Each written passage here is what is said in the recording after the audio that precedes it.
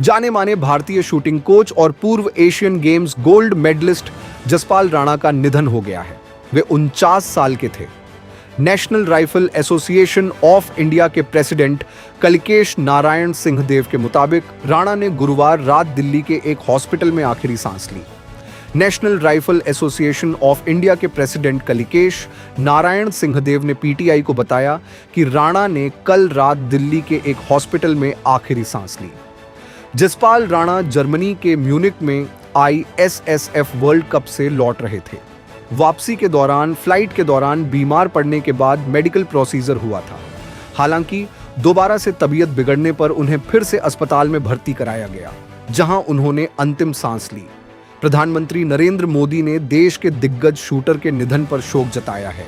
PM Modi ने x post के जरिए संवेदना व्यक्त करते हुए कहा कि उनका जाना भारतीय खेलों की दुनिया के लिए एक बहुत बड़ा नुकसान है।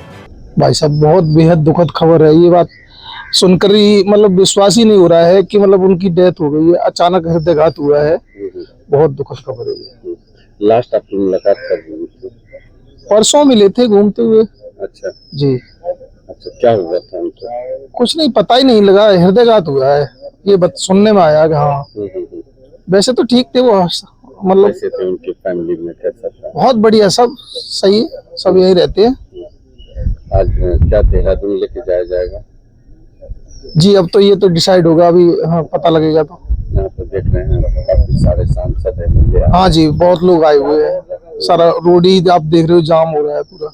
यहाँ कब से रह रहे थे जसपाल राणा? सर यहाँ तो 1 साल से रह रहे थे। अच्छा हाँ।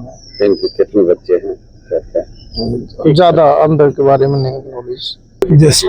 जसपाल जी का जाना हिंदुस्तान के खेल जगत के लिए एक ऐसी क्षति है जिसको पूरा करना संभव नहीं होगा।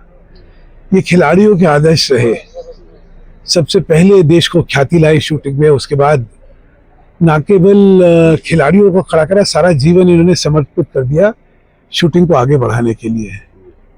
देश का गौरव थे ये खिलाड़ियों के लिए। मैंने कहा जैसे कि ये एक आइडियल थे उनके, और संघर्ष करा। सबसे बड़ी बात ये, कभी झुके नहीं, चाहे कोई भी परिस्थिति आई, फेडरेशन से आई, किसी से भी आई, लेकिन उन्होंने संघर्ष करा और ध्येय छोड़ा नहीं। इसीलिए मैंने कहा कि ये आदर्श थे। पिताजी से मुलाकात हुई सर, क्या बातचीत हुई? वो इस समय तो वहाँ का माहौल जो है आप सोच सकते हैं, सब गमगीन है।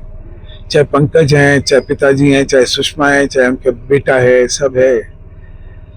मतलब कोई किसी को विश्वास ही नहीं रहा कि वो चले गए। इस उम्र में 49 साल की उम्र में जाना किसी के लिए, कौन कल्पना कर सकता है ऐसा विख्यात खिलाड़ी चला जाएगा। यहाँ से सब लोग जा रहे हैं अब देहरादून के बाद, लेकिन दाह संस्कार इनका वाराणसी में होगा, उसी के लिए सब हो रहा है।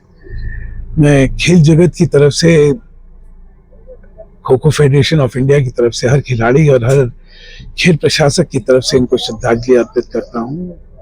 विरला ही कोई ऐसा खिलाड़ी या प्रशासक देश में आता है जिसमें इतना समर्पण होता है किसी खेल के लिए और खिलाड़ियों के लिए। शत नमन। सर, जिस तरीके से हार्ट अटैक आया था, कब हॉस्पिटल गए थे? 4 दिन पहले ये हॉस्पिटल गए थे, वहां पे स्टेंटिंग भी हुई और निकल गए थे आईसीयू से निकल के कमरे में शिफ्ट हो गए थे। इसीलिए लगा था कि सब अब ठीक है, कुछ नहीं होगा, क्योंकि शिफ्ट हो गए थे। लेकिन अचानक जो हुआ है, मतलब वो विश्वास ही नहीं होता कि जसपाल नहीं रहे। मेरे व्यक्तिगत बहुत ही करीब संबंध थे। सर, ये मैक्स हॉस्पिटल में थे। आज सुबह कितने बजे की घटना हुई? 4 बजे सुबह की घटना है, और वहां पे एकदम से हुआ और कोशिश हुई लेकिन सफल नहीं हुई, और उनका जाना अभी तक विश्वास नहीं होता। ब्यूरो रिपोर्ट, टीम मानस न्यूज।